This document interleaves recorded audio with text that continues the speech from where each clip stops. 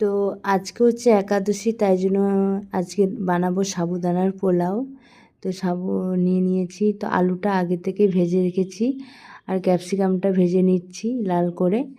আর ক্যাপসিকামটা লাল করে না ভাজলে ক্যাপসিকামের যে একটা গন্ধ সেটা একটু বের হয়, তো ভালো লাগে না খেতে। তো দেখো কাজুটাও কিশমিশটাও ভেজিয়ে রেখেছিলাম আগে থেকে, ওটা সকালবেলা ভিজিয়েছিলাম কাজু আর কিশমিশটা, তো ওইগুলোও ভেজে নেব একসঙ্গে। হ্যাঁ, তো দেখো প্রায় আমার ক্যাপসিকামটা ভাজা হয়ে গেছে, কাজুটা ভেজে নেব। তো কাজুটা প্রায় ভাজা হয়ে গেছে, এখন কাজুটা তুলে মিষ্টিটা ভেজে নেব।